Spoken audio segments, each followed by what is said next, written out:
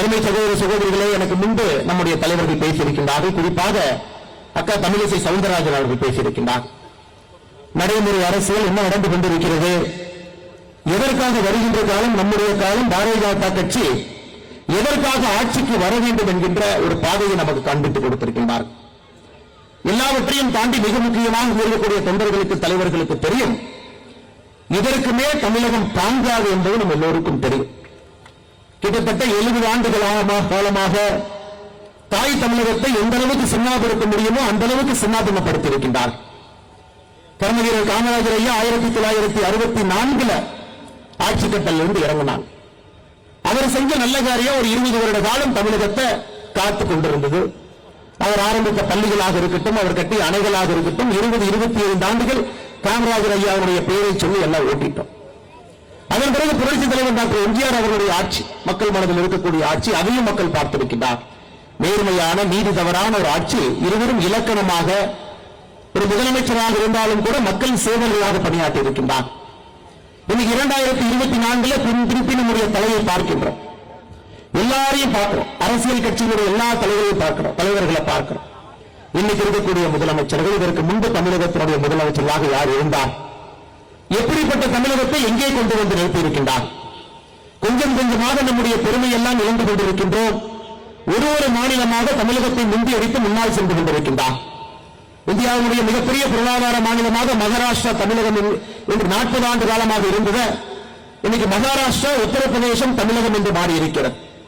2028 முடியும் பொழுது மகாராஷ்டிரா, உத்தரப்பிரதேசம், கர்நாடகா, தமிழகம் என்று மாறி இருக்கும். 2032 முடிவிருக்கும் பொழுது 4வது இடத்தில் இருக்கக்கூடிய தமிழகம் 6வது இடத்திற்கு போயிருக்கும். இது அடுத்த 8 ஆண்டு காலத்தில் நாம் தமிழகத்தை பார்க்கக்கூடிய ஒரு தருணம். 2வதிலிருந்து 3வதுக்கு சென்று வைக்கின்றோம்.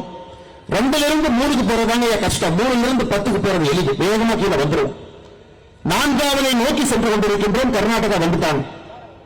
ஹரியானா போற சிறிய மாநிலங்கள், ரொம்ப சின்ன பெருசா, சோப்பட்டப்பா சைஸ் ரொம்ப சின்னதா இருக்குது. மேப்ல பாத்தீங்கன்னா அவர்களுடைய பொருளாதாரத்தை யாருக்காவது நேரம் இருந்து படிச்சு பார்த்தீங்கன்னா அசுரத்தரமான வளர்ச்சியில் ஹரியானா இருக்கு. அசுரத்தரமான வளர்ச்சி. ஒரு மாநிலமும் கூட போட்டி போட்டுக் கொண்டு மத்திய பிரதேஷ் இன்னும் 10 ஆண்டுகள் தான் தமிழகத்தினுடைய இடத்தை பிடித்து அதுவும் ஒரு மிகப்பெரிய மாநிலமாக மாறுவதற்கான எல்லா சாத்தியக்கூறுகள் இருக்கு. என்ன காரணம் ஐயா, இன்னும் கூட எல்லா மாநிலங்களும் அடுத்த 25 ஆண்டுகள் என்ன வேண்டும் என்பதற்காக வேலை செய்யறாங்க. எந்த மாதிரி திட்டங்களை கொண்டு வர வேண்டும், எந்த மாதிரி திட்டங்களை கொண்டு வந்தால் தொழில் வளர்ச்சி கிடைக்கும், வேலை வாய்ப்பு கிடைக்கும், சாதாரண மக்களுக்கு ஒரு ஆட்சி, ஒரு அரசு எப்படி கூட துணை இருப்பது என்பது இந்தியாவில் இருக்கக்கூடிய நிறைய ஆட்சியாளர்கள் யோசித்து பார்த்துக் கொண்டிருக்கின்றார். ஆனால் தமிழகம் மட்டும்தான், தமிழகத்தினுடைய ஆட்சியாளர்கள் மட்டும்தான் ஒரு குடும்பத்திற்காக சிந்தித்துக் கொண்டிருக்கின்றார். எந்த முடிவெடுத்தாலும் டெண்டர், கமிஷன், கான்ட்ராக்ட் வருமா, எந்த முடிவெடுத்தாலும் அவர்களுடைய கஜானா நம்புமா, எந்த முடிவெடுத்தாலும் கூட மகனும் மருமகனும் நன்றாக இருப்பாங்களா. இன்னைக்கு அக்கா தமிழிசை அக்கா சொன்னாங்க, நேற்று நடந்த ஒரு நிகழ்வுல சூப்பர் ஸ்டார் ரஜினிகாந்த் அவர்கள் பேசிய பேச்சு. சூப்பர் ஸ்டார் ரஜினிகாந்த் அவர்கள் பேசிய பேச்சு நான் எப்படி பார்க்கிறேன்னா, துரைமுருகன் போன்றவர்கள் மேடையில் இருக்கும் பொழுது, ஏவா வேலு போன்றவர்கள் மேடையில் இருக்கும் பொழுது அரியணை உதயநிதி ஸ்டாலின் கைக்கு போகும்போது கலவரம் வெடிக்கும் என்பதை சுட்டிக்காட்டியிருக்கின்றார்.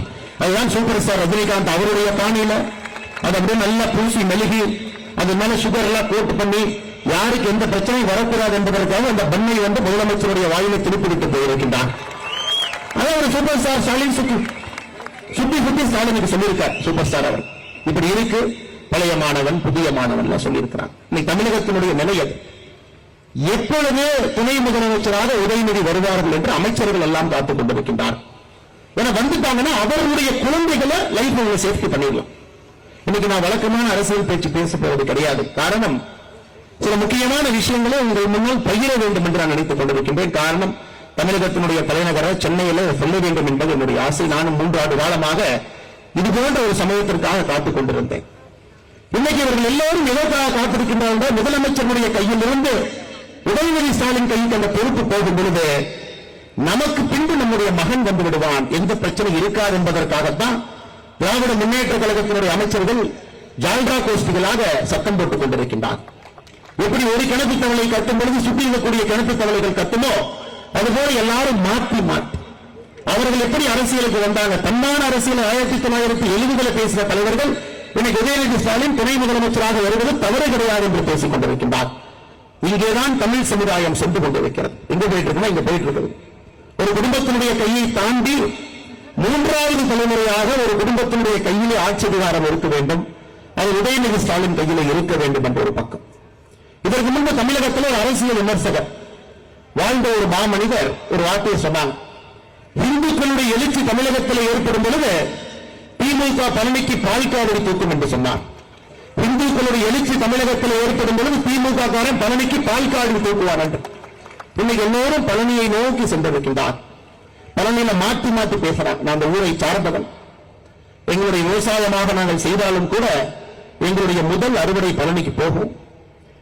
தமிழகத்தில் எல்லோருக்கும் முருகன் தமிழ் கடவுளாக நம்முடைய கடவுளாக இருந்தால் நான் சார்ந்திருக்கக்கூடிய பகுதிக்கு எங்களுடைய முதல் கடவுளாக முருகருமா இத்தனை காலமா இருக்க.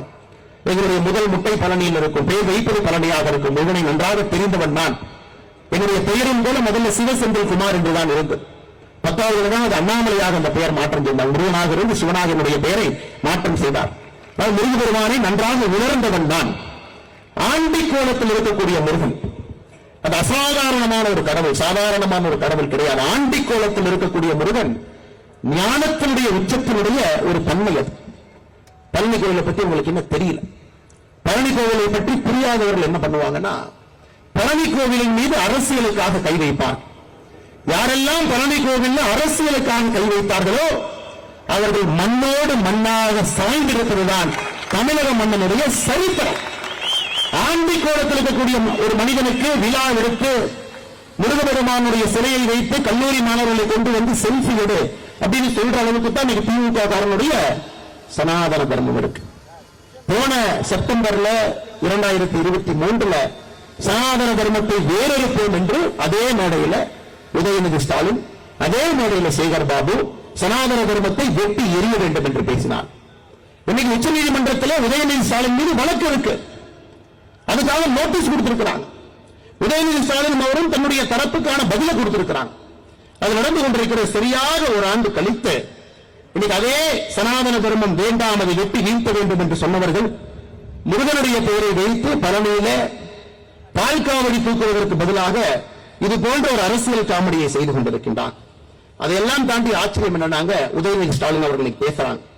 இது வெறும் முருகன் மாநாடு மட்டுமல்ல, தமிழ் பண்பாடும் கலந்து நடந்து கொண்டிருக்கக்கூடிய ஒரு விழா. இன்னைக்கு மூச்சுக்கு 300 தடவை இவங்க எல்லாம் வந்து பெரியார் பெரியார் பெரியார்னு சொல்றாங்க. மூச்சுக்கு 300 தடவை திராவிட மாடல் என்றால் பெரியார் மாடல் அப்படிங்கிறாங்க. நடந்து கொண்டிருப்பது பெரியாருடைய ஆட்சி. இதே பெரியார் அவர்கள் தமிழ் பண்பாட்டை பற்றி என்ன சொன்னார் உங்க எல்லோருக்குமே தெரியும். தமிழ் பண்பாடு என்றால் நம்முடைய தாய்மொழியினுடைய 3 புலவர், ஐயன் திருவள்ளுவர் அவர்கள், தொல்காப்பியர் அவர்கள், கம்பன் அவர். இந்த 3 பேர்த்த பத்தி பெரியார் என்ன சொன்னார் மட்டும் நான் படிக்கிறேங்க, நீங்க கேளு. திருவள்ளுவர் பத்தி சொல்றார். திருவள்ளுவன் காலத்திற்கு ஏற்ற வகையில் ஆரிய கருத்திற்கு ஆதரவு கொடுக்கும் அளவில் பகுத்தறிவை பற்றி கவலைப்படாமல் நீதி கூறும் முறையில் தனது மத உணர்ச்சியோடு ஏதோ கூறி சென்றான். இது பெரியார் அவர்கள் ஐயன் திருவள்ளுவனை பற்றி பேசுவார். பெரியார் அவர்கள் தொல்காப்பியனை பற்றி என்ன சொல்றாங்க பாருங்க. தொல்காப்பியன் ஆரிய கூலி, ஆரிய தர்மத்தை தமிழ் இலக்கணமாக செய்துவிட்ட மாபெரும் துரோகி. பெரியார் அவர்கள் கம்பனை பற்றி என்ன பேசுறாங்க பாருங்க. கம்பன் இன்றைய அரசியல்வாதியை போன்றவன், அது ஒண்ணுதான் கரெக்டா சொல்லியிருக்கார். கம்பன் இன்றைய அரசியல்வாதியை போன்றவன். அரசியல்வாதியை தப்பா பெரியார் சொல்லியிருக்காரு, கம்பனை பற்றி தவறா சொல்லியிருக்காரு. முழு பையன், முழு பித்தலாட்டக்காரன். இது பெரியார் அவர்கள் தமிழ் மொழியினுடைய தமிழ் பண்பாட்டினுடைய உச்சத்தில் இருக்கக்கூடிய 3 புலவர்களை பற்றி சொன்ன கருத்து. ஆனா இன்னைக்கு அதே திராவிட முன்னேற்ற கழகம், அந்த சித்தாந்தத்திலிருந்து நாங்கள் வந்திருக்கின்றோம் என்று சொல்லியிருக்கக்கூடிய திராவிட முன்னேற்ற கழகம், தந்தை பெரியாருடைய மாடல் தான் திராவிட மாடல் என்று சொல்லக்கூடிய திமுக இன்னைக்கு தமிழ் பண்பாடு என்கின்ற வார்த்தையை உச்சரிக்கிறான். அந்த கேவலமான ஒரு நாடகத்தை பழனி மண்ணில் அரங்கேற்றிக் கொண்டிருக்கின்றார்கள். நிச்சயமாக ஆண்டி கோலத்தில் இருக்கக்கூடிய முருகருமானதை பார்த்துக் கொண்டிருக்கின்றார். உங்களுக்கு தெரியும், எப்பொழுதுமே முருகனுடைய தண்டனை வந்து கொண்டே இருக்கிறது. அது வரும், ஆனால் வரும்பொழுது பயங்கரமாக வரும், அது சாதாரணமாக வராது. கலாச்சாரத்தை 70 ஆண்டு காலமாக சீரழித்தவர்களை முழுமையாக மண்ணோடும் வேரோடும் வீழ்த்தக்கூடிய ஒரு தண்டனை தமிழ் கடவுள் முருகபெருமான் நிச்சயமாக திராவிட முன்னேற்ற கழகத்துக்கு கொடுக்கத்தான் போறாங்க. அது எந்த ஒரு மாற்று கருத்தும் இல்லை. அருமை சொந்தங்களே, சகோதர சகோதரி, இன்னைக்கு நம்ம எல்லோருமே மேடையில பேசுறோம். பாரதிய ஜனதா கட்சி தமிழகத்திலே ஆட்சியை பிடிக்க வேண்டும், நியாயமான ஒரு கருத்து. நாம் எல்லோரும் அதற்காகத்தான் எல்லா வேலையும் விட்டுவிட்டு அரசியலை முழுநேர வேலையாக இங்கே செய்து கொண்டிருக்கின்றோம். மண்டல் தலைவர்கள் ஆரம்பித்து, தொண்டர்கள் ஆரம்பித்து, மேடையில் இருக்கக்கூடிய எல்லா தலைவர்கள். ஆனால் அது கடினமான ஒரு பாதை. அந்த பாதை ஒரு முள் பாதை. அதில் எளிதாக நடந்துவிட முடியாது. அரசியலை அரியணையை பிடிக்க வேண்டும், பாரதிய ஜனதா கட்சி ஆட்சிக்கு கொண்டு வர வேண்டும் என்றால் பாரதிய ஜனதா கட்சி தமிழ் மக்கள் முன்னால் சொந்த பலத்தில் நிற்கும். இதுதான் அந்த இடத்திற்கு வருவதற்கான முதல் தகுதி. சொந்த பலத்தில் இந்த கட்சி நின்று காலோன்றி நிற்க வேண்டும். அது முதல் தகுதி. இரண்டாவது தகுதி, நமக்கு இருவரும் எதிரிகள் தான். அதில் எந்த சமரசமும் கிடையாது. என்னை பொறுத்தவரை மாநில தலைவராக இந்த கட்சியினுடைய தொண்டராக இருவரும் ஒரே மாதிரி தான் எதிரி. திராவிட முன்னேற்ற கழகம் என்பது ஒரு தீய சக்தி. அது 50 ஆண்டு காலமாக தமிழக மக்கள் நன்றாக இழந்திருக்கக்கூடிய ஒரு தீய சக்தி. இன்னைக்கு இருக்கக்கூடிய அதிமுக தன்னுடைய தன்மை எல்லாம் இழந்து, இதற்கு முன்பு புரட்சி தலைவர் எப்படியெல்லாம் இருந்தார்களோ அதையெல்லாம் தாண்டி இன்னைக்கு இருக்கக்கூடிய அதிமுக எடப்பாடி பழனிசாமி அவர்கள் தலைமையில் எப்படி ஆயிடுச்சுன்னா ஒரு பிட்டிங் ஏஜென்ட் பார்ட்டியாக மாறி இருக்கிறது. டெண்டர்ல போடுவாங்க, ஹையஸ்ட் டெண்டர், லோவஸ்ட் டெண்டர்னு போடுவாங்க. அதுபோல் ஹையஸ்ட் டெண்டர் கட்சியாக எடப்பாடி பழனிசாமி அவர்கள் அதிமுக வழிநடத்திக் கொண்டிருக்கின்றார். இந்த கருத்தை பேச வேண்டாம் நினைச்சேன். காலையிலே எடப்பாடி பழனிசாமி அவர்கள் என்னை பற்றி சில கருத்துக்களை சொல்லியிருந்தார்கள், கட்சியை பற்றி சில கருத்துக்கள் சொல்லியிருந்தார். யாரையோ பிடித்து பதவிக்கு வந்த அண்ணாமலைக்கு என்ன தெரியும்? உழைக்காமலே பதவிக்கு வந்த அண்ணாமலைக்கு என்ன தெரியும்? அண்ணாமலைக்கு இருப்பது வாயும் வாக்கும் தான். அவர் மைக்க பார்த்தாவே பொய் பேசுவாரு அப்படின்னு எடப்பாடி அவர்கள் சொல்லியிருக்கின்றார்.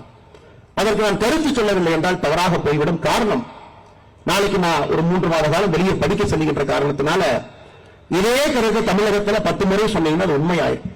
ஆனா இந்த கருத்துக்கு பதிலடி கொடுக்க வேண்டிய கட்டாயத்தில் நான் இருக்கேன்.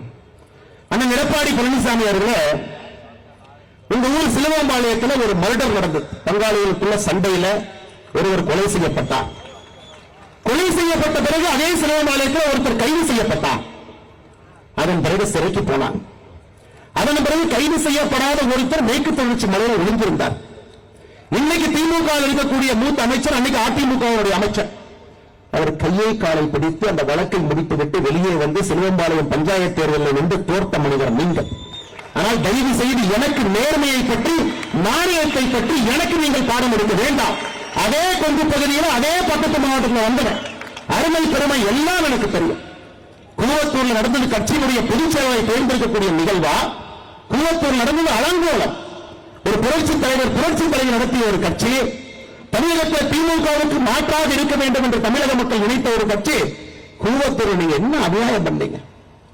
இஎம்ஐ டெண்டர் சிஸ்டத்தில் கட்சியினுடைய முதலமைச்சரை தேர்ந்தெடுத்து ஹையஸ்ட் பிட்டராக எடப்பாடி பழனிசாமி, மீடியம் பிட்டராக கொங்கு பகுதி இன்னொரு அமைச்சர், லோவஸ்ட் பிட்டராக தென் தமிழகத்தில் ஒரு அமைச்சர். என்ன பிட்டிங்? எந்த எம்எல்ஏவுக்கு மாசம் என்ன பணம் கொடுக்க வேண்டும் என்பதுதான் கூவத்தூர்ல அந்த பிட்டிங் முறை. அதன் பிறகு தவழ்ந்து காலில் விழுந்து பதவியை பிடித்த எடப்பாடி பழனிசாமி இந்த தன்மானமிக்க ஒரு விவசாயியுடைய மகளை பச்சையின்களை 10 ஆண்டு காலம் கையெழுத்து போட்டு ஒரு பைசா வாங்காத இந்த அண்ணாமலையை பற்றி சொல்வதற்கு எடப்பாடி பழனிசாமி என்கிற தற்கொலைக்கு எந்த விதமான அதிகாரம் கிடையாது. இது அகந்தை, இது அகந்தை. 2026 புரட்சி தலைவர் நடத்திய இந்த கட்சி இது போன்ற கிழப்பு தலைவர்கள் என்று வழிநடத்திக் கொண்டிருக்கின்றீர்கள். தூக்கி எறியப்படுவீர்கள். 4ஆம் இடம் கூட கிடையாது. 2026 சட்டமன்ற தேர்தலில் அனைத்து இந்திய அண்ணா திராவிட முன்னேற்ற கழகத்திற்கு 4ஆம் இடம் கூட கிடையாது. இன்னைக்கு ஒரு உண்மையை சொல்றேன். எதற்காக எனக்கும் அதிமுக தலைவர்களுக்கும் சண்டை? இதெல்லாம் தனிப்பட்ட வாக்கியால் பிரச்சனையா? மேடையில் நிறைய தலைவர்கள் இருக்கிறாங்க. அதிமுகவோடு கூட்டணி வேண்டும் என்று சொல்லக்கூடிய தலைவர்கள். எனக்கும் அதிமுகவுக்கும் வாய்க்கால் பிரச்சனையா? நம்முடைய கூட்டணியில் இருக்கக்கூடிய தலைவர் எடப்பாடி பழனிசாமி அவர்களை தொலைபேசி மூலமா கூப்பிடுறாங்க. 2019 வாரணாசியில மோடி அவர்கள் வேட்புமனு தாக்கல் செய்ய போறாங்க. எல்லா முதலமைச்சர்களும் கூட்டணி கட்சியினுடைய முதலமைச்சர்களும் அங்க போறாங்க. நீங்களும் வாங்க, நான் போலாம். அதற்கு எடப்பாடி பழனிசாமி சொன்ன பதில் என்னன்னா, தோற்க போகிற மோடிக்காக நான் இதற்கு வாரணாசிக்கு வர வேண்டும் என்று சொன்ன பதில். இல்லை என்று எடப்பாடி பழனிசாமி சொல்லட்டும். என்னுடைய தலைவனை பற்றி எப்படி எடப்பாடி பழனிசாமி என்று பேசினாரோ, மானமுள்ள அண்ணாமலை அன்றிலிருந்து கூட்டணி கட்சி தலைவராக எடப்பாடி பழனிசாமி எப்பொழுதும் நான் ஏற்றுக்கொண்டது கிடையாது. தவறுகளை பற்றி, ஒருத்தருடைய கால பிடிச்சு கட்சி ஆட்சிக்கு வருவதை பற்றி மக்களால் தேர்ந்தெடுக்கப்படாம மாசம் எம்எல்ஏக்கு பணம் கொடுத்து முதல்வர் நாட்காலில் அமர்ந்திருக்கக்கூடிய எடப்பாடி பழனிசாமி தயவு செஞ்சு இந்த விவசாயினுடைய மகன் அண்ணாமலைக்கு நீங்கள் பாடம் எடுக்க வேண்டாம். எப்படி வர வேண்டும், எப்படி அரசியல் இருக்க வேண்டும், எப்படி செய்ய வேண்டும் என்கின்ற பாடம் எடுக்க. நான் உண்மைதான் பாரதிய ஜனதா கட்சியில் கிளை தலைவராக நான் சேரவில்லை. உண்மைதான் நான் ஒன்றிய தலைவராக நான் பணியாற்றவில்லை. உண்மைதான் நான் மாவட்ட தலைவராக பணியாற்றவில்லை. நான் இந்த கட்சியில உங்களை போல தொண்டராக சேர்ந்தது முதல் 2 திராவிட கட்சிகளையும் அப்புறப்படுத்த வேண்டும் என்பதற்காக. இரண்டாவது, மோடியினுடைய ஆட்சியை தமிழகத்திற்கு கொண்டு வர வேண்டும் என்பதற்காக. 2 தான். ஒருவருக்கு பாரதிய ஜனதா கட்சியில ஒரு ஈர்ப்பு இருக்கலாம். அத்வானி ஐயா, வாஜ்பேயி ஐயா, ஷாம் பிரசாத் முகர்ஜி ஐயா, எல்லோருக்கும் ஒரு ஈர்ப்பு இருக்கும். தேசியம், ஆன்மீகம், தெய்வீகம், வலிமையான ஒரு கட்சி, இந்த நாட்டை வழிநடத்தக்கூடிய கட்சி, நான் கரப்ட் பார்ட்டி, பெண்களுக்கு முதல் மரியாதை கொடுக்கக்கூடிய ஒரு கட்சி, சாதாரண மனிதனை தலைவராக்கக்கூடிய கட்சி, எல்லோருக்கும் பாரதிய ஜனதா கட்சியின் மீது ஒரு பார்வை இருக்கும். எனக்கு பாரதிய ஜனதா கட்சியின் மீது இருந்த பார்வை, தமிழகத்திலே 2 திராவிட கட்சிகளையும் தூக்கி எறிய வேண்டும் என்றால் அதற்கு பாரதிய ஜனதா கட்சியால் மட்டும்தான் முடியும். இந்த கட்சியிலே தொண்டனாக சேர வேண்டும் என்பதற்காகத்தான் இந்த கட்சியில் தொண்டராக சேர. எடப்பாடி பழனிசாமி அவர்கள் உங்கள்கிட்ட 2 மணி இருக்காங்களே, தங்கமணி வேலுமணி போன் பண்ணி டெல்லியில கேட்க சொன்னது. கட்சியில் சேர்ந்த பொழுது நிபந்தனை இல்லாமல் இந்த கட்சியில சேர்ந்த தொண்டனாக எந்த ஒரு பொறுப்பு வேண்டும் கேட்கவில்லை, பதவி வேண்டும் கேட்கவில்லை, ஒன்றை விட்டுவிட்டு வந்திருக்கின்றேன் என்று சொல்லி காட்டவில்லை. 2 திராவிட கட்சிகளும் தூக்கி எறிய வேண்டும் என்றால் பாரதிய ஜனதா கட்சியில தொண்டராக இருக்க வேண்டும் என்று வந்து இந்த கட்சி எப்படி எல்லா தொண்டர்களுக்கும் ஒரு பொறுப்பு கொடுக்குதோ அதுபோல்தான் எனக்கும் ஒரு பொறுப்பு கொடுத்திருக்கு. பெரிய பொறுப்பு, சின்ன பொறுப்பு கிடையாது. உங்க கட்சியில வேணா மேடையின் மீது அமர்ந்திருக்கிறனால நீ பேச்சாளராக இருக்கலாம். ஆனா என் கட்சியில மேடையின் மீது நான் அமர்ந்திருப்பதனால் இவர்களுக்கு நான் சேவகம் செய்யக்கூடிய சேவகன். அதான் எங்கள் கட்சிக்கும் அடிப்படையில் உங்கள் கட்சிக்கும் இருக்கக்கூடிய அடிப்படை வித்தியாசம். தரக்கூடிய எடப்பாடி பழனிசாமிகளுக்கு இதெல்லாம் தெரியாது. அதாவது அன்பு சகோதர சகோதரிகளே, ஆட்சிக்கு வர வேண்டும் என்று நீங்கள் நினைத்தால் தெளிவாக இருக்க வேண்டும். 2 திராவிட கட்சிகளையும் ஒழித்து கட்ட வேண்டும். தெளிவாக இருக்கணும். நம்ம சிந்தனையில எந்த விதமான தேக்கம் இருக்கக்கூடாது. தெளிவாக இருக்க வேண்டும். தெளிவாக இருக்குது. 2 பேரையும் ஒழிச்சு கட்டும். 2 பேரும் நமக்கு பரம எதிரிகள். என்ன திமுக வந்து கொள்ளையடிச்சு அவனுடைய கட்சிக்காக சொந்தக்காரங்கிட்ட ஆடிட்டர் வச்சு சேர்த்து வைப்பான்.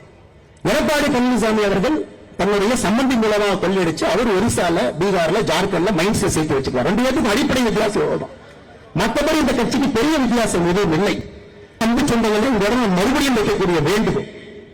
நாம் எல்லோரும் துடித்துக் கொண்டிருக்கின்றோம். பாரதிய ஜனதா கட்சி ஆட்சிக்கு கொண்டு வர வேண்டும் என்றால் 2026 தவிர வேறு ஒரு வாய்ப்பு இல்லை என்பது நம் எல்லோருடைய கருத்து. காலம் கணிந்திருக்க வரும்போது ஒரு தொண்டை சொன்னான், ஆனா நான் அந்த மேடைக்கு வரமாட்டேன். நம்முடைய கட்சி வந்து கலைஞர் கருணாநிதி அவருடைய சமாதிக்கு போயிருக்கிறோம். நம்முடைய கட்சி வந்து மேடையின் மீது வெளியிடக்கூடிய நாணய வெளியீட்டுகள் கட்சி போயிருக்கு. ஆனால் நீங்கள் என்னை ஏற்றுக்கொள்ள வேண்டும். நான் அந்த ஒரு பெரிய தலைவர். நான் அந்த நிகழ்வுக்கு சென்னை நிகழ்வுக்கு வரமாட்டேன். நீங்க தயவுசெய்து தப்பா புரிஞ்சுக்க. நான் அவருக்கு பதிலளித்திருந்தேன். இது உங்களுடைய தனிப்பட்ட கருத்தாக இருந்தாலும் கூட அதை நான் தலையிட விரும்பவில்லை. அது உங்களுடைய கருத்து. அதே நேரத்தில் நீங்க நன்றாக புரிந்து கொள்ளுங்கள். மோடி அவர்களுக்கு நம்ம எப்ப தேவைப்பட்டுச்சு? 2014 மோடி அவர்களுக்கு ஒரு தொண்டனும் தேவைப்பட்டார்.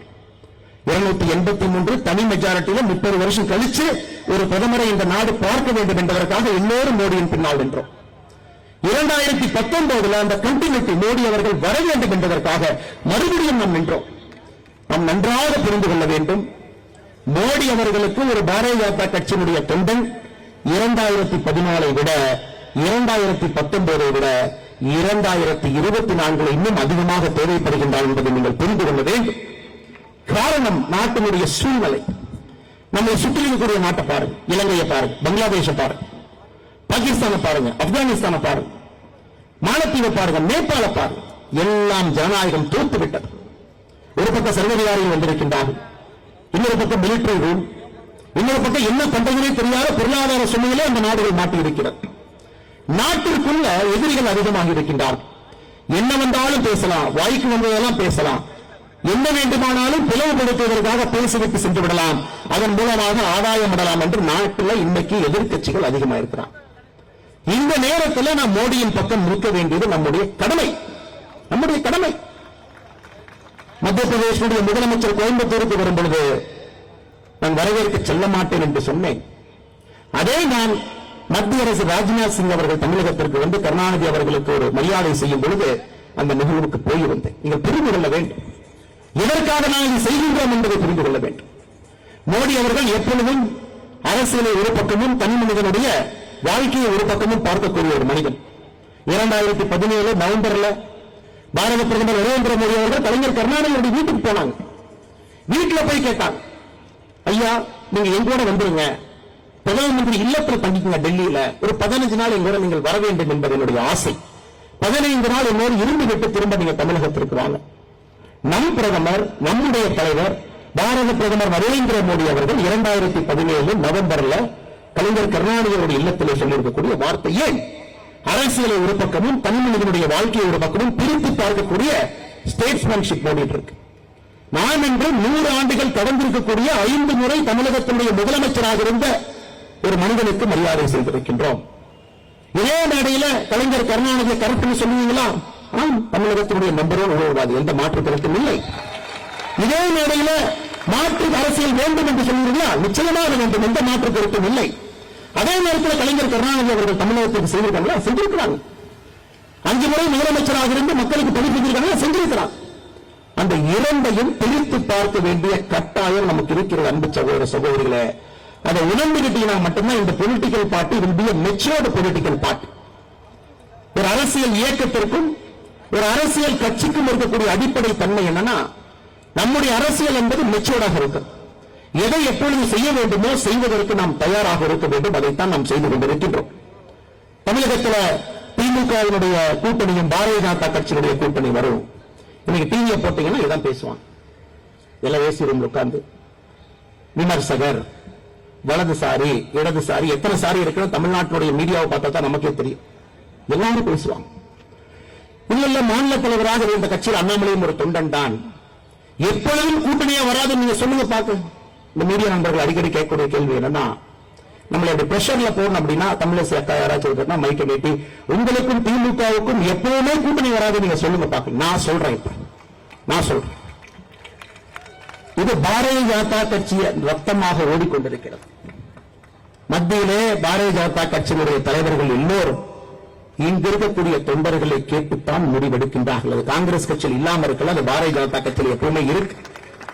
அதற்கு அச்சாரமாக 2024 பாராளுமன்ற தேர்தலில் தேசிய ஜனநாயக கூட்டணி தன்னுடைய பலத்தை காட்டியிருக்கிறது.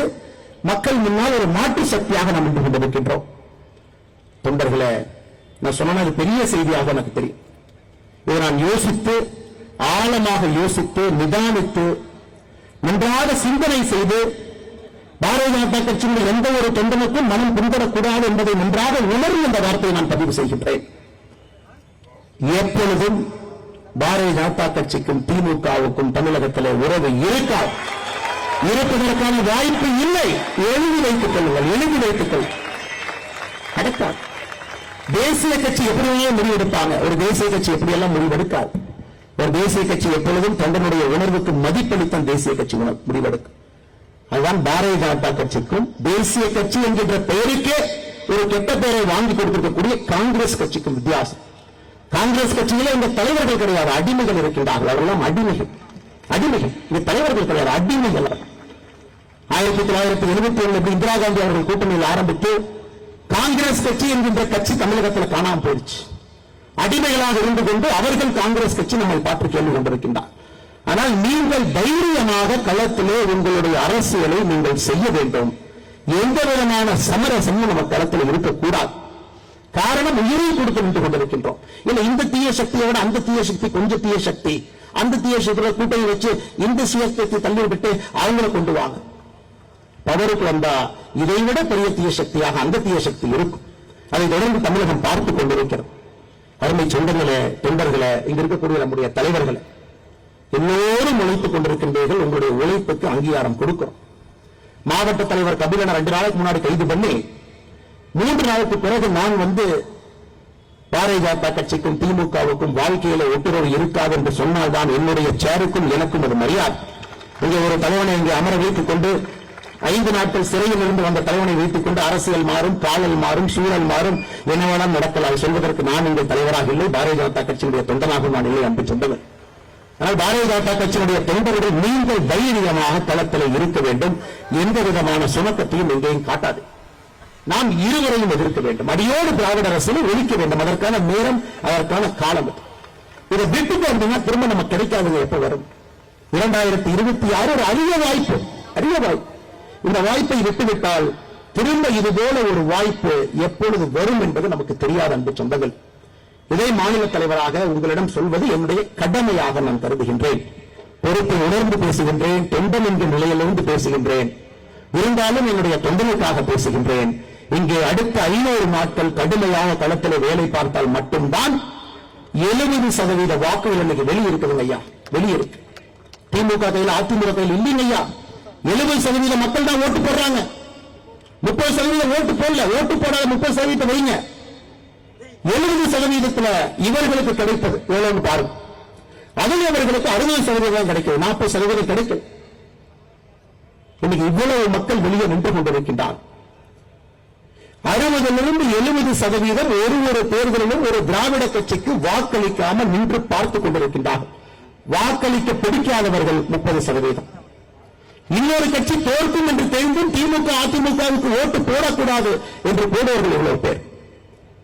60லிருந்து 70% ஓட்டு இன்னைக்கு சாயந்தரம் தமிழகத்தில் திராவிட கட்சிகளுக்கு மாற்றாக இருக்கக்கூடிய ஒரு கட்சிக்கு அது காத்திருக்கு.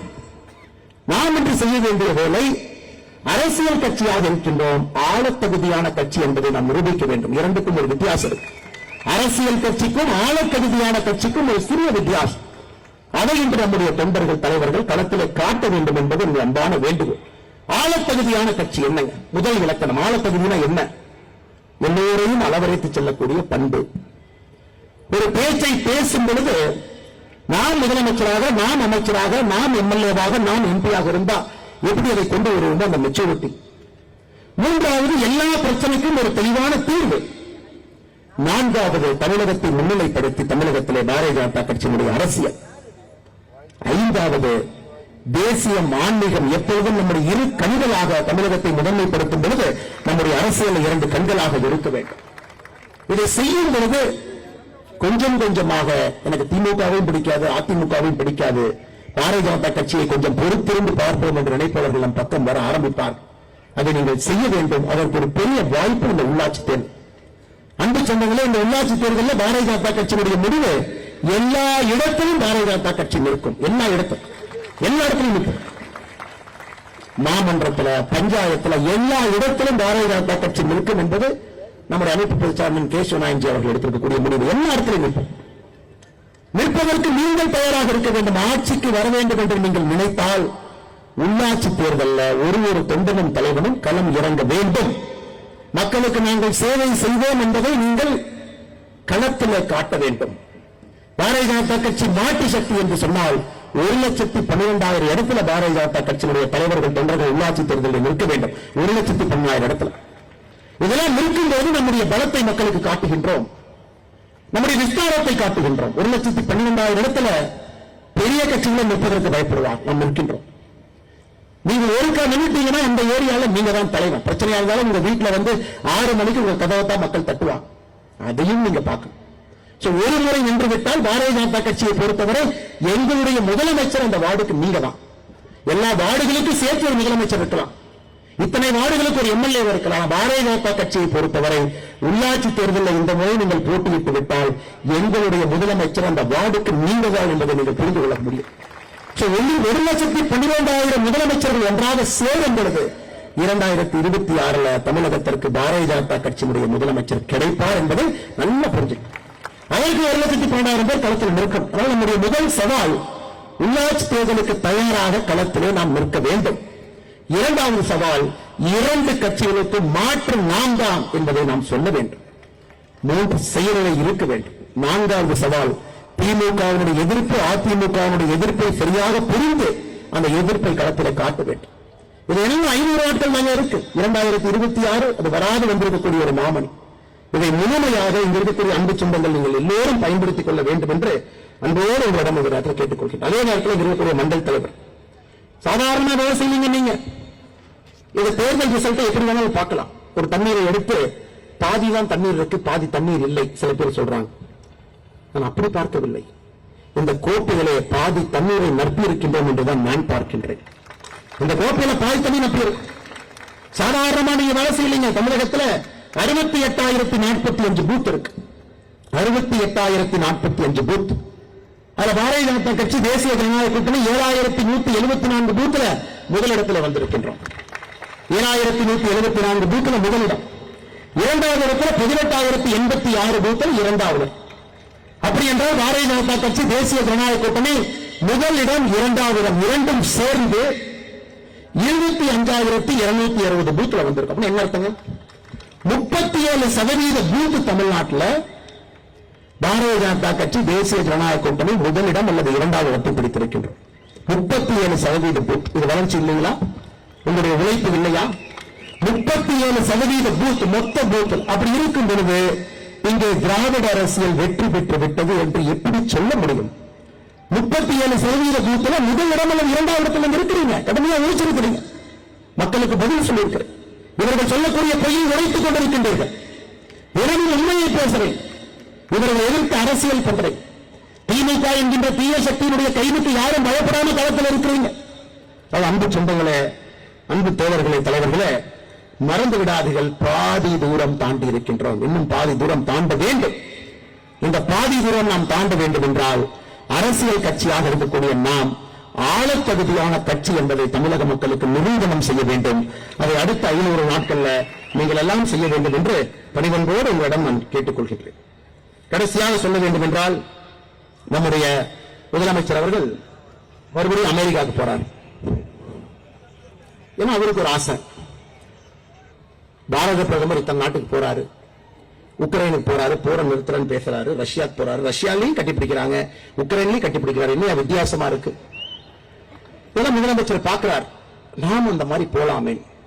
துபாயில் ஆரம்பிச்சு சிங்கப்பூர் போய், ஜப்பான் போய், ஸ்பெயின் போய், இன்னைக்கு அமெரிக்கா கிளம்பியிருக்காங்க. முதலமைச்சருடைய இன்னொரு நப்பாசை என்னன்னா, 14 நாடுகள்ல பிரதமர் அவர்களுக்கு ஒரே விருது கிடைச்சிருக்கு. அது 7 இஸ்லாமிய நாடுகள் இருக்கு. நமக்கும் யாராச்சும் கொடுப்பாங்களா? அப்படி நாம் ஏற்கனவே சொல்லியிருக்கின்றோம். புலியை பார்த்து பூனை சூடு போட்டுக் கொண்டலாம். நாமளும் புலி ஆகலாம், நாமளும் தாவலாம், நாமளும் எட்டி குதிக்கலாம்.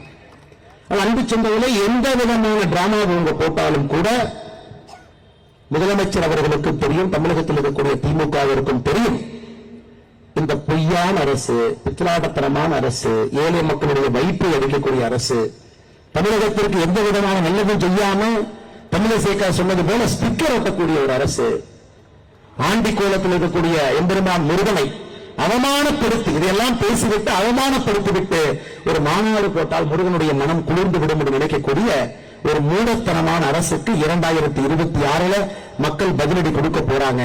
ஆனால் நீங்கள் தெளிவாக இருக்க வேண்டும், கடுமையாக உழைக்க வேண்டும். எந்த இடத்திலும் கூட சுணக்கம் காட்டாதீங்க. வருகின்ற காலம் நம்முடைய காலம் என்பதை மறந்து விடாதீர்கள். குறிப்பாக இந்த மேடையில் இருக்கக்கூடிய எல்லா நம்முடைய ஆற்றல் மிகுந்த மாவட்ட தலைவர்களுக்கு என்னுடைய நெஞ்சார்ந்த வாழ்த்துக்களை, நல்வாழ்த்துக்களை தெரிவித்துக் கொள்கின்றேன். மேடைக்கு முன்புறத்தில் இருக்கக்கூடிய நம்முடைய மண்டல் தலைவர்களும் மாவட்ட தலைவர்கள் சார்பாக அவர்களுக்கும் என்னுடைய நெஞ்சார்ந்த வாழ்த்துக்களை, நல்வாழ்த்துக்களை தெரிவித்துக் கொள்கின்றேன். சென்னையில் இருக்கக்கூடிய 3 பாராளுமன்றத்தில் 591 பூத் முதலிடத்தில் வந்திருக்கிறேன். நீங்கள் எல்லாம் உங்களை மாற்றிக் கொள்ள வேண்டும். 591 பூத், 3 பாராளுமன்றமும் சேர்த்து 3 பாராளுமன்றத்தில் பாருங்க, 18 தொகுதியில 13 தொகுதியில நாம 2வது வந்திருக்கோம். 591 பூத்துல முதலாவது வந்திருக்கின்றோம். இது வெற்றிக்கான முதல் படி. கோப்பை பாதி நம்பி இருக்கிறது என்று பார்க்க வேண்டிய பார்வை. அதனால் நீங்கள் இன்னும் வேகமாக சுணங்காம நீங்க வேலை செஞ்சுக்கிட்டே இருங்க. வருகின்ற காலம் நம்முடைய காலம். அதில் எந்த ஒரு மாற்று கருத்தும் இல்லை. எதற்கும் பயப்படாதீங்க. மோடிக்கு நாம் தேவை என்பதை நன்றாக உணர்ந்து கொள்ளுங்கள். மோடி ஐயாவுக்கு எப்ப நம்ம தேவைப்பட்டோமோ அதை விட அதிகமாக ஒரு பாரதிய ஜனதா கட்சியுடைய தொண்டன் இன்னைக்கு தேவைப்படுறான். மோடி ஐயா புதிய பென்ஷன் ஸ்கீமை பத்தி பேசியிருக்கிறாங்க, நேஷனல் பென்ஷன் ஸ்கீம். அதை சொல்ல வேண்டியது நம்முடைய கடன். 2005 பென்ஷன் ஸ்கீமை தூக்குனீங்க. இன்னைக்கு 20 ஆண்டுகள் கழித்து மோடி ஐயா 2024 அற்புதமான பென்ஷன் திட்டத்தை கொண்டு வந்திருக்கிறான். நேரடியாக 23 லட்சம் மக்களுக்கு நேரடியாக பயன்பட போறான். நல்லா யோசிச்சு பாருங்க. 25 ஆண்டுகளுக்கு மேல பணி செஞ்சிருக்கிறீங்க. கடைசியா வாங்கின 12 மாசத்தினுடைய சம்பளத்தினுடைய ஆவரேஜ் 50% நேரடியாக உங்களுக்கு வருது. உறுதியான ஓய்வூதியம், குடும்ப ஓய்வூதியமாக இருக்கும்போது ஓய்வூதியர்கள் மறைவுக்கு பிறகு அவர் பெற்ற ஓய்வூதியத்தில் 60% குடும்பத்தினருக்கு வருது. 10 ஆண்டு காலம் பணி செய்துவிட்டு வேலையை விட்டுட்டு வெளியே வந்தீங்கன்னா 10,000 ரூபாய் உங்களுக்கு ஓய்வூதியம். என்ன நிறுத்தி போய் சொல்லுங்க. ஏன்னா பெருமனை கூட்டம் போட்டு நான் பேச இதை மோடி அவர்கள் எதிர்பார்க்கின்றார். ஏன்னா பொய்யாயிரம் பேசலாம். ஆனா பாரதிய ஜனதா கட்சியுடைய தொண்டன் உண்மையை பேசுவதற்கு நாம் பயப்படக்கூடாது. உண்மையை பேசுவதற்கு நீங்கள் களத்தில் இருக்க வேண்டும். நேற்று நடந்த ஒரு நிகழ்வு இது போல தினமும் 1008 நிகழ்வுகள் நம்முடைய மத்திய அரசு சாதனையாக செய்து கொண்டு இருக்கிறது. இதையெல்லாம் நீங்கள் பேச வேண்டும், மக்களிடத்தில் எடுத்துச் செல்ல வேண்டும். மோடி அவர்களுக்கு எப்பொழுதும் இல்லாத அளவுக்கு நாம் இன்று தேவைப்படுகின்றோம். அவரோடு அரணாக இருக்க வேண்டியது நம்முடைய கடமை. தனிப்பட்ட வெறுப்பு வெறுப்புகள் இருந்தாலும் அதை தள்ளி வைத்துவிட்டு மோடிக்கு அரண்சுவராக ஒரு பாரதிய ஜனதா கட்சியுடைய தொண்டரும் தலைவரும் இருக்க வேண்டும் என்கின்ற அன்பான வேண்டுகோளை வைத்து உறுப்பினர் சேர்க்கை முகாம் செப்டம்பர் 1ஆம் தேதியிலிருந்து ஆரம்பிக்குது. இதுதாங்க நம்ம போட்டி. நம்ம போட்டியில அங்க காட்டும் எத்தனை பேருக்கு பாரதிய ஜனதா கட்சியுடைய உறுப்பினராக சேர்க்க போகின்றோம் என்பதுதான் நம்முடைய போட்டியாக இருக்க வேண்டும். செப்டம்பர் அக்டோபர் முடியும் பொழுது நாம் தெளிவாக இருக்கின்றோம். தலைவர்கள் தொண்டர்கள் எல்லாம் தமிழகத்திலே பாரதிய ஜனதா கட்சியுடைய உறுப்பினர்கள் 1 கோடியை தாண்டும் என்பதை தெளிவாக இருக்கின்றோம். 8 கோடி மக்கள் வாழக்கூடிய அந்த மாநிலத்தில் 1 கோடி உறுப்பினர் சேர்க்கணும். இது ஒரு படி. உள்ளாட்சி தேர்தலில் 1,12,000 பேர் நிற்கணும். 2வது படி. 2 படியும் தாண்டினால்தான் முதலமைச்சர் பாரதிய ஜனதா கட்சி, அமைச்சர்கள் பாரதிய ஜனதா கட்சி நமக்கு கிடைக்கும். அதனால் எல்லோரும் நம்முடைய உறுப்பினர் சேர்க்கைக்காக முழுமையாக களத்தில் இருந்து உங்களை அர்ப்பணித்து செப்டம்பர் அக்டோபர் மாதம் முழுவதும் நடக்கக்கூடிய உறுப்பினர் சேர்க்கை 1 கோடியை தாண்ட வேண்டும். நீங்கள் அதற்கு உழைக்க வேண்டும் என்று அன்போடு கேட்டுக்கொள்கின்றேன். செப்டம்பர் 1ஆம் தேதி காலையில பாரத பிரதமர் நரேந்திர மோடி அவர்கள் மறுபடியும் பாரதிய ஜனதா கட்சியினுடைய உறுப்பினராக சேர இருக்கின்றார். பாரதிய ஜனதா கட்சியை பொறுத்தவரை 6 ஆண்டுகளுக்கு ஒரு முறை மறுபடியும் நாம் சேர வேண்டும். மோடி அவர்கள் சேரும்போது தமிழகத்தில் செப்டம்பர் 1ஆம் தேதி குறைந்தபட்சம் 10 லட்சம் பேர் நம்முடைய இயக்கத்தில் உறுப்பினர்களாக சேர்க்கப்பட வேண்டும் என்பதில் தெளிவாக இருக்கின்ற ஒரே நாளிலே 10 லட்சம், 2 மாதத்திலே 1 கோடி என்பது நம்முடைய இலக்கு. நீங்கள் எல்லாம் ஒன்றாக இணைந்து கடுமையாக களப்பணி செய்து இதை செய்து காட்ட வேண்டும் என்று அன்போடு கேட்டுக்கொள்கின்றேன். வந்திருக்கக்கூடிய எல்லா நம்முடைய தொண்டர்களுக்கும், தலைவர்களுக்கும், மண்டல தலைவர்களுக்கும், கிளை தலைவர்களுக்கும், மேடையின் மீது இருக்கக்கூடிய எல்லா மாவட்ட தலைவர்களுக்கும், மேடையின் மீது இருக்கக்கூடிய எல்லா மூத்த தலைவர்களுக்கும் என்னுடைய நெஞ்சார்ந்த நன்றிகளை தெரிவித்து வாய்ப்பு கொடுத்த இந்த மாவட்டத்தினுடைய தலைவர் அண்ணன் கருணாகராஜன் அவர்கள் நன்றி தெரிவித்து என்னை உரையை முடித்துக் கொள்கின்றேன். நன்றி, வணக்கம். பாரத் மாதா கி, பாரத் மாதா கி, பாரத் மாதா கி.